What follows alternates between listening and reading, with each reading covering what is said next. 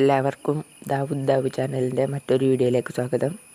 ഇന്ന് നമ്മൾ പറയാൻ പോകുന്നത് 10ാം ക്ലാസ്സിൻ്റെ പെർസെൻറ്റേജ് കണക്ക് കൂട്ടുന്നതാണ് നമ്മൾ പറയാൻ പോകുന്നത്. എല്ലാവരും റിസൾട്ട് ലഭിച്ച് നല്ല മാർക്ക് കിട്ടിയിട്ടുണ്ടാകും എന്ന് പ്രതീക്ഷിക്കുന്നു. ഇത് പെർസെൻറ്റേജ് കണക്ക് കൂട്ടുന്നത് 90-ലാണ്. വളരെ എളുപ്പമാണ്. A+9, A8, B+7, B6, C+5, C4, D+3 എന്നിങ്ങനെയാണ് മാർക്കുകൾ ഉള്ളത്. D+ന് താഴെയുള്ള മാർക്കുകൾ വിജയിക്കുകയല്ല.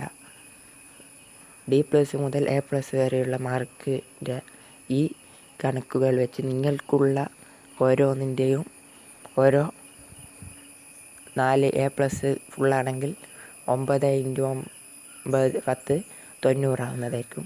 അതുപോലെ ഒന്നിന് വേറെ സാധ്യത.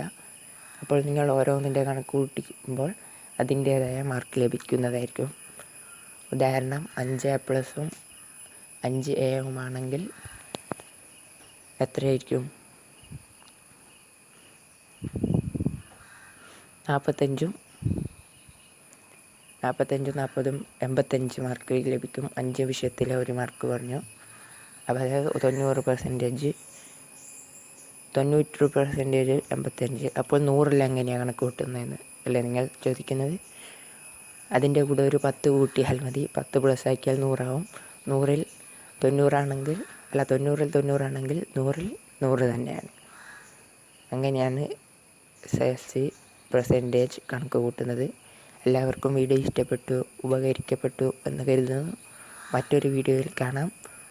സബ്സ്ക്രൈബ് ചെയ്യാൻ മറക്കരുത്. Signing up. +1 അഡ്മിഷനെ കുറിച്ചെല്ലാം പറയുന്നതായിരിക്കും ഇനി വരുന്ന വീഡിയോയിൽ.